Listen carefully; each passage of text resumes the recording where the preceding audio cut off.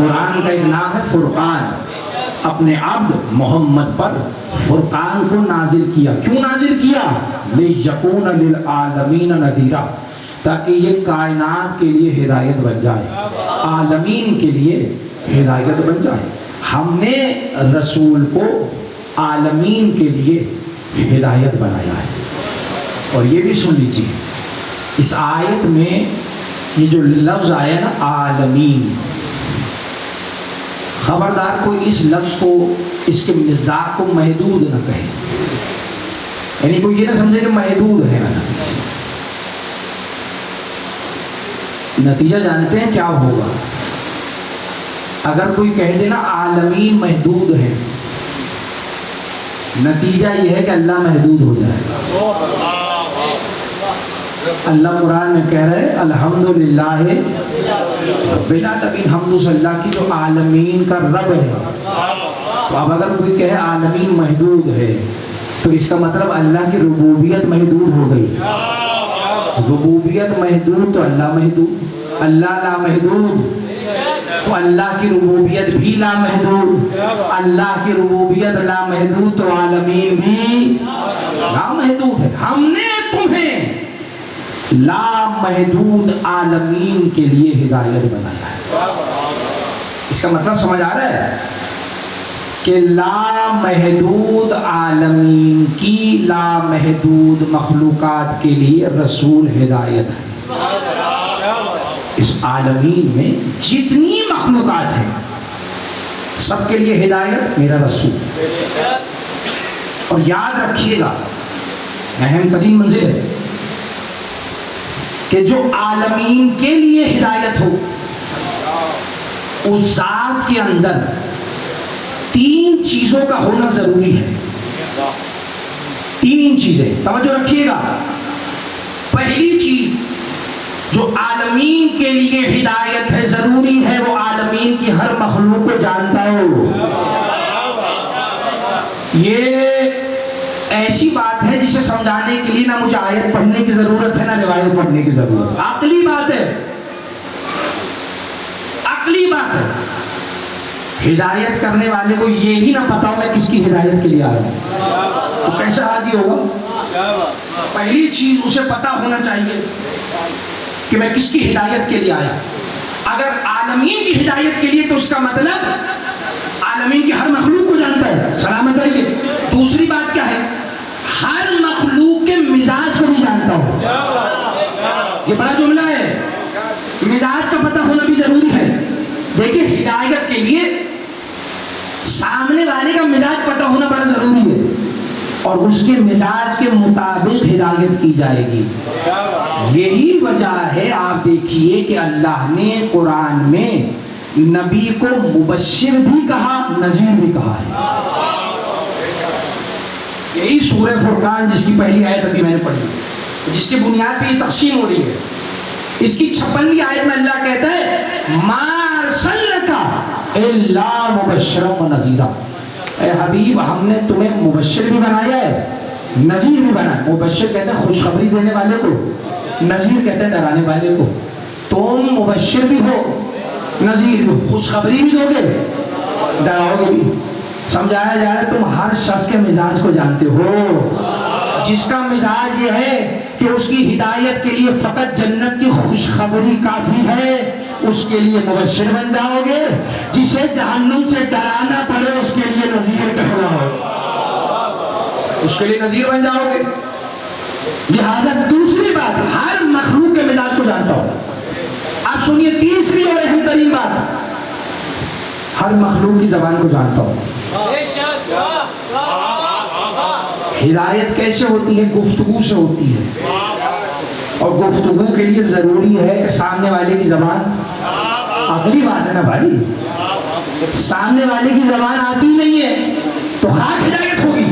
اس کا مطلب جو عالمین کے لیے ہدایت ہے طے ہو گیا، وہ عالمین کی ہر مخلوق کی زبان. سلامت رہیے، بس محفوظ رکھیے گا. فیصلہ کس سے ہوا؟ آیت سے. اب مجھے بتائیے کہ کیسے مان لیں وہ روایات جو طرف مقابل کے مولویوں نے بڑے شد و مت سے بیان کی ہے کہ سلمان فارسی، سنیے گا، جب سلمان فارسی اور بڑے شد و مس سے فضائل کے باب میں پیارے نبی کے پاس سلمان فارسی آئے تو نبی کو فارسی نہیں آتی تھی. سبحان اللہ، نبی کے فضائل بیان ہو رہے ہیں. پیارے نبی کو فارسی نہیں آتی تھی. اب کیسے ہدایت کرے؟ نبی مجبور ہو گیا. روایت ختم نہیں ہوئی، توجہ رکھیے گا، نتیجہ بڑا خوبصورت ہے. نبی نے یہودی کو ترجمان بنایا. وہ فارس جاتا تھا اور تجارت کے لیے اسے فارسی آتی تھی. آپ نے جملہ بڑی آسانی سے سن لیا، یہودی کو فارسی آتی ہے، نبی کو فارسی نہیں آتی ہے. ذرا سا بلند ہو جائیے. یہودی کو ترجمان بنایا. روایت یہاں بھی ختم نہیں ہو رہی. اب وہ ترجمان بن گئے. نبی کی بات سلمان کو بتا رہے، نبی کو تو فارسی آتی نہیں ہے.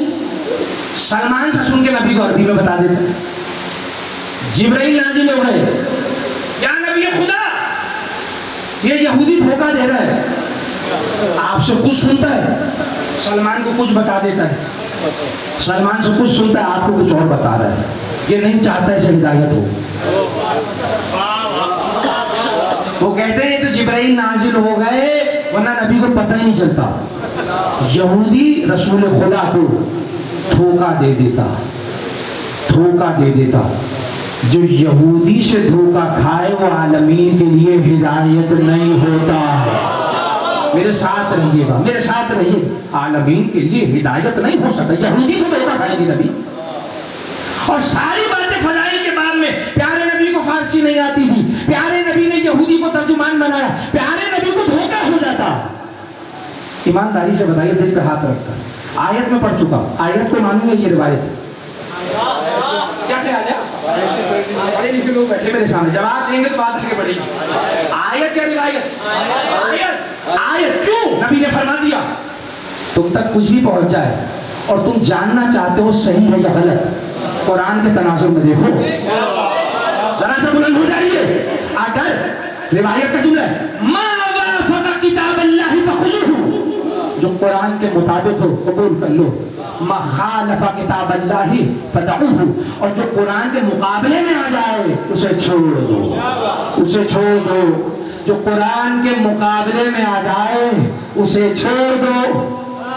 جو قرآن کے مقابلے میں آ جائے، بلند ہو جائیے، یہ تکرار بے وجہ نہیں ہے. جو قرآن کے مقابلے میں آئے اسے چھوڑ دو. جس نبی نے یہ کہا وہی نبی کہہ رہا القرآن معلی وعلی مع القرآن.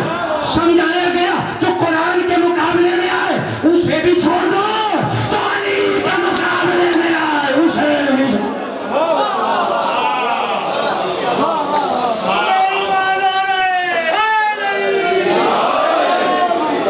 سلامت رہیے.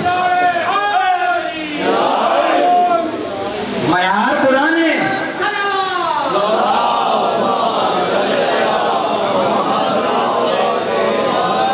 معیار قرآن ہے. تو ہم تو آیت کو مانیں. اور دوسری بات یہ ہے کہ جھوٹ کے پاؤں نہیں ہوتے، پکڑا جاتا ہے. وہی علماء جو بڑے شد و مت سے کہتے ہیں نبی کو فارسی نہیں آتی تھی، جملہ کہہ رہا ہوں، کسی قابل ہو تو بول کے بتا دیجیے گا. وہی نبی جو کہتے ہیں نبی کو فارسی نہیں آتی تھی، انہی کتابوں میں کہتے ہیں یہ نبی کبھی بکریوں سے باتیں کر رہا ہے. تو بچوں نہیں فرما رہے، میں بہت بڑے جملے کہہ رہا ہوں. جو کہتے ہیں نبی کو فارسی نہیں آتی، یہی نبی کبھی بکریوں سے باتیں کر رہا ہے، کبھی طرف سے گفتگو کر رہا ہے، کبھی ہاتھوں پہ پتھروں کو کلمہ پڑھا رہا ہے. ارے یہ کیسا دوہرا معیار؟ جو پتھر کی زبان جانتا ہے وہ سلمان کی زبان نہیں جانتا. جو پتھروں کو براہ راست کلمہ پڑھا سکتا ہے وہ سلمان کو کلمہ پڑھانے کے لیے یہودی کی مدد لے گا. حجت خدا وہ ہوتی ہے جو کائنات کی ہر مخلوق کی زبان کو جانتی ہے. اب مجھے نہیں لگتا کہ میں آپ کے سامنے ساری روایتیں پڑھوں. نبی نے جانوروں سے باتیں کی، دنیات کی چھوٹی چھوٹی کتابوں سے لے کے ذہین ترین کتابوں تک واقعات ملتے ہیں. حج کا موقع ہے، نبی طواف کر رہے ہیں، ایک پرندہ آ گیا، نبی کے گرد چکر لگانے لگا. نبی کعبے کا طواف کر رہے ہیں، یہ نبی کا طواف کر رہا ہے. جو اللہ کہہ رہا ہوں، نبی اپنے کعبے کا طواف کر رہے ہیں، یہ اپنے کعبے کا طواف کر رہے ہیں. اللہ اللہ. نبی نے پوچھا کیا ہوا؟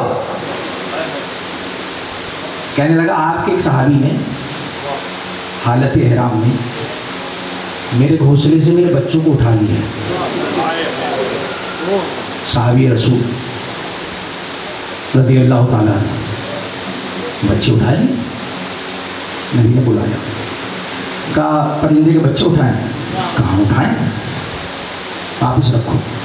یا رسول خدا رکھ دیے. لیکن ایک بات بتا دیجیے، شکایت کس نے کی؟ وہ یہ سمجھ رہے تھے کہ کسی اور صحابی نے صحابی کی شکایت کی. نبی نے کہا جس کے بچے اٹھائے نا اسی نے بتایا ہے. ہر مخلوق کی زبان کو نبی جانتا ہے. اللہ اکبر. نبی خطبہ دے رہے تھے، کہاں تک پڑھوں واقعات؟ کتنے واقعات؟ خطبہ دے رہے تھے، مسجد میں اونٹ آ گیا اور چلتا چلتا نبی کے ممبر تک آ گیا. نبی نے اس کی گردن میں ایسے ہاتھ رکھا، روایت کہتی ہے. کچھ دیر بعد واپس چلا گیا. نبی نے کہا فلاں بوڑھے یہودی کو بلا کے لاؤ. لایا گیا. یہ بتاؤ کہ یہ اونٹ تمہارے ساتھ کب سے ہے؟ کہا بچپن سے. کہا کہ خدا نے اس سے بڑی طولانی عمر دی ہے، اور جیسے تم ضعیف ہو گئے ہو، ضعیف ہو گیا ہے، ضعیف ہو گیا. یہ بتاؤ تم اس پہ اتنا سامان کیوں لا دیتے ہو؟ صرف عالمین کے لیے ہدایت نہیں، عالمین کے لیے رحمت بھی بن کے آیا ہے. کیوں سامان لاتے ہو؟ محمد آپ نے کہہ دیا آج کے بعد میں اس کے اوپر وزن نہیں لاتا. یہ بتائیے بتایا کس نے؟ جس پر سامان لاتے ہو سنیے بتایا. آپ سنیے جملہ، آپ سنیے جملہ. جیسا نبی ہوتا ہے نا ویسا ہی وسیع ہوتا ہے. میرا ساتھ نہیں دے رہے ہیں آپ؟ جیسا نبی ہوتا ہے بالکل ویسا اس کا وسیع ہوتا ہے. علی مسجد کوفہ میں منبر پہ بیٹھ کے خطبہ دے رہے تھے. توحید بیان ہو رہی ہے، رسالت بیان ہو رہی ہے، قرآن بیان ہو رہا ہے، شریعت بیان، حرام حلال دین کی باتیں. اچانک مسجد میں اژدہا آ گیا. جیسے ہی اژدہے کو دیکھا کوئی یہاں بھاگا کوئی وہاں بھاگا. اژدہا رینگتا ہوا ممبر تک آیا. روایت کا جملہ علی کے قدموں کا بوسہ لیا، بوسہ لیا. علی کے جسم کو جنبش تک نہ ہوئی، گھبرائی نہیں. اژدہا ہے بھائی، موذی ہے، کوئی پریشانی نہیں ہے، کوئی گھبراہٹ نہیں. سب دوڑ گئے، علی بیٹھے رہے. واپس چلا گیا. آپ سنیے جملہ. جیسے ہی گیا علی نے وہاں سے خطبہ دوبارہ شروع کر دیا. اللہ اکبر. پھر توحید، رسالت، شریعت، قرآن.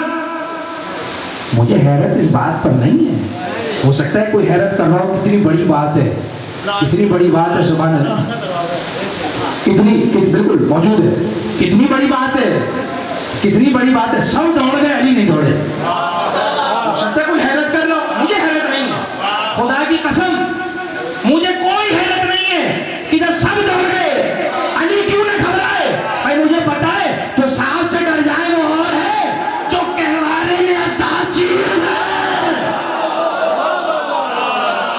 علی اژدہے کو چیرنے والا ہے. ہاں مجھے حیرت ہے، ایک بات پر حیرت ہے کہ علی نے اس بات کو اتنا معمولی لیا کہ جیسے کچھ ہوا ہی نہیں ہے. وہ گیا، خطبہ دوبارہ شروع ہو گیا.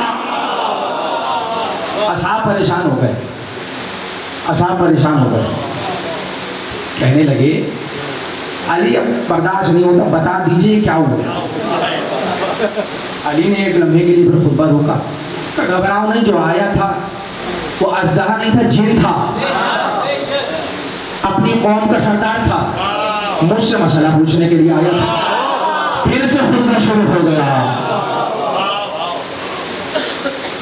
حجت خدا ہر مخلوق کی زبان کو جانتے ہیں اور ہر مخلوق حجت خدا کی اطاعت کرتی ہے. ہر مخلوق، جانور بھی حجت خدا کا موتی ہوتا ہے. حجت خدا ہر مخلوق کی زبان کو جانتے ہیں اور ہر مخلوق حجت خدا کی اطاعت کرتی ہے. ہر مخلوق، جانور بھی حجت خدا کا موتی ہوتا ہے. حجت خدا ہر مخلوق، جانور بھی حجت خدا کا موتی ہوتا ہے. جانور امام کے حکم کو مانتا ہے. اب سوچیے جو انسان ہو کر بھی امام کے حکم کو نہ مانے, یہ فیصلہ آپ کیجئے وہ جانور ہے یا جانور سے بدتر ہے؟ اب سمجھ آیا کیوں سورہ 3 میں کہا ثم رددناہ اسفل سافلین, پھر ہم نے انہیں یہاں سے یہاں پلٹا دیا, بلندی سے پستیوں میں ڈال دیا. جانور حکم امام کو مان رہا ہے, جانور امام کے حکم کی اطاعت کرنے والا ہوتا ہے. لیکن مجھے نہیں معلوم 2 محرم حسین کیسی جگہ آ گئے کہ حسین ایڑ لگاتے ہیں, زلجھنا آگے نہیں بڑھ رہا ہے.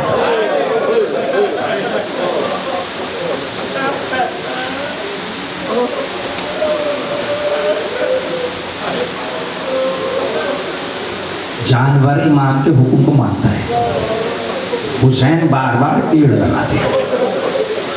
ارے وہ زلجھنا جو حسین کا مزاج جانتا ہے, ضرورت بھی نہیں ہے ایڑ لگانے کی. وہ جانتا ہے کب میرے آقا کو چلنا ہے, کو رکنا ہے. کیا ہو گیا جو آج زلجھنا حسین کی بات نہیں مان رہا؟ جناب عباس نے کہا آقا مجھے لگتا ہے تھک گیا ہے, سواری بدل دیجیے. سواری بدلی گئی لیکن وہ سواری بھی آگے نہیں بڑھتی. حسین ایڑ لگا رہے ہیں, 7 سواریاں بدلی گئی ہیں, کوئی سواری آگے نہیں بڑھی. بنی ہاشم کے جوان حیران, اصحاب پریشان. حسین حجت خدا ہے, یہ جانور حسین کی بات کیوں نہیں مان رہے؟ یاد رکھیے گا حسین کو سب کچھ پتا ہے یہ کون سی جگہ ہے, مگر یہ سب اس لیے ہے تاکہ جو ساتھ آئے ہیں وہ بھی جان لیں زمین کی حقیقت کیا ہے. اس لیے ہو رہا ہے. عباس اب ایسا کرو کہ دیکھو کوئی قبیلہ ہے آس پاس, کوئی قبیلہ بستا ہے. جی آقا, قبیلہ بنی اسد کو لایا گیا. کون سی زمین ہے, کیا نام ہے اس کا؟ کسی نے کہا آزریہ کہتے ہیں زمین کا. کوئی اور نام ہے؟ کا نینوا. تو کوئی اور نام ایک بوڑھا شخص آگے بڑھ کے کہتا ہے اسے کربلا بھی کہا جاتا ہے. یہ جملہ سننا تھا کہ عباس سامان سفر اتارا جائے, خیمے استادہ کر دو, خیمے لگا دو, ہم اسی زمین پہ قیام کریں گے. وہی بوڑھا شخص ہاتھوں کو جوڑ کے کہتا آقا اس زمین پہ نہ رکیے, یہ زمین نہ نبی کو راز آتی ہے نہ نبی کے بیٹوں کو راز آتی ہے. جب بھی کوئی نبی گزرا یا نبی کا بیٹا گزرا اس کے جسم سے خون جاری ہوا ہے. بھائی اتنے حسین نے کہا ہو تمہیں تو صرف اتنا پتا ہے, مجھے تو یہ بھی پتا ہے یہاں میں اپنے اکبر کا لاشا اٹھاؤں. آوازوں کو بلند کیجیے گا. مجھے تو یہ بھی معلوم ہے یہاں میں اپنے قاسم کے لاشے کو چنوں گا اور محمد کے لاشے اٹھاؤں گا. عباس کے کٹے بازوؤں کو دیکھوں گا. تم تو صرف اتنا جانتے ہو, میں تو بہت کچھ جانتا ہوں. عباس یہیں قیام ہوگا. لگاؤ خیمے. پہلا خیمہ جو استادہ ہوا ہے وہ شہزادی زینب کا ہے. جیسے ہی بی بی خیمے میں گئی, امام اہل گفتگو ہیں قبیلہ بنی اسد سے. جیسے ہی خیمے میں داخل ہوئی تڑپ کے کہتی اماں فضا بھیا کو بلائیے. جناب فضا کے کہتی ہے آقا آپ کو شہزادی نے یاد کیا ہے. حسین گفتگو چھوڑ کے آئے, کہا بہن یاد کیا ہے؟ کہا بھیا یہ کیسی جگہ آ گئے ہیں, جب سے خیمے میں آئے ہوں کسی بیوی کے رونے کی آواز ہے.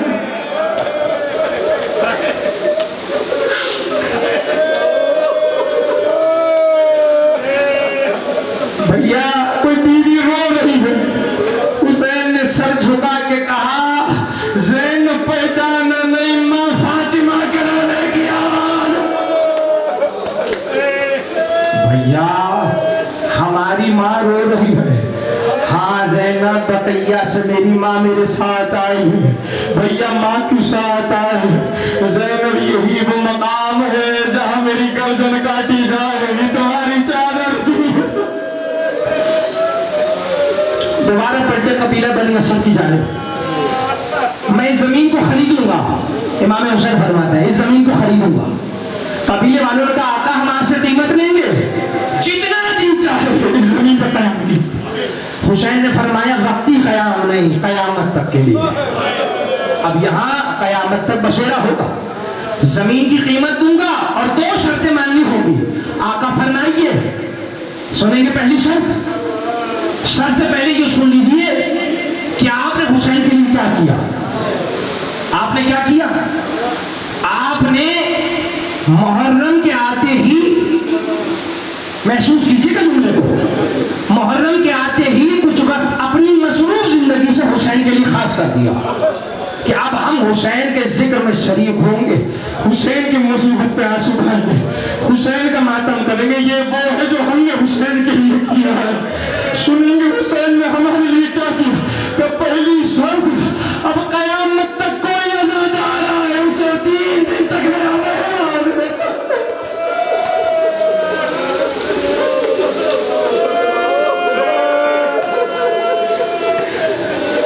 جب بھی کوئی زائر آئے اسے 3 دن تک میرا مہمان بنانا. یہ وہ ہے جو حسین نے ہمارے لیے کیا. آپ اندازہ لگائیے، کربلا میں وارد ہوئے، کربلا میں آ کے حسین نے عباس کو یاد نہیں کیا، اکبر کو یاد نہیں کیا، اپنے عزادار کو یاد کیا. اب حسین کا حق بنتا ہے کہ حسین کی مصیبت پر رویا جائے، حسین کی مصیبت پہ آنسو بہائے جائے. دوسری شرط سن لیجیے، دوسری شرط جب یہ ہمیں قتل کر دینا، دیکھو ہمارے لاشوں کو بالکل کفن نہ چھوڑنا، ہمیں دفنا دینا. شرط ہے میری، شرط لگائی ہے اس نے کہ دیکھو دفنا دینا، لاشیں بے گور و کفن نہ رہے. آپ جانتے امام حسین کی اتنی آرزو تھی لاشیں بے گور و کفن نہ رہے. یہی وجہ ہے کہ پہلے مردوں سے کہتے ہیں دیکھو آ جانا، لاشیں دفنا دینا، اور مردوں کو بھیج کے قبیلے کی عورتوں کو بلا لینا.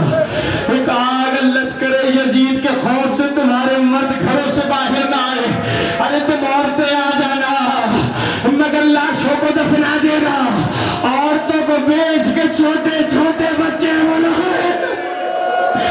میں جانتا ہوں تم بچے ہو، تم لاشیں دفنا نہیں سکتے، مگر اتنا کرنا، ہمارے لاشوں پہ ایک ایک مٹھی خاک ڈال دینا. ہاں عزادار حسین کی آرزو تھی لاشاں بے گور و کفن نہ رہے، مگر ہائے قبیلے والے بہت دیر سے آئے. میرے وقت کا امام کہتا ہے سلام اس حسین پر جس کا لاشا 3 دن تھا کربلا کی جلدی خواہ. نہ کوئی حسین کو کفن دینے والا، نہ کوئی حسین کو دفنانے والا. ایک جملہ اور سن لیجیے، میں ہاتھوں کو جوڑ کے چھوٹے امام سے کہوں گا آقا دفنانا نہ صحیح، کم از کم آپ ہی ایک مٹھی خاک ڈال دے. بعید نہیں ہے میرا بیمار ماں زنجیریں دکھا کے کہے، ارے جس کا جوان بیٹا زنجیروں میں جکڑا ہو، وہ باپ کے لاشیں بار ایک مٹھی خاک بھی ڈالے تو کہ اللہ لعنت اللہ اللہ قوم الظالمین. وَسَيَعْلَمُ الَّذِينَ ظَلَمُوا أَيَّ مُنْقَلِبٍ يَنْقَلِبُونَ. بار الہ تجھے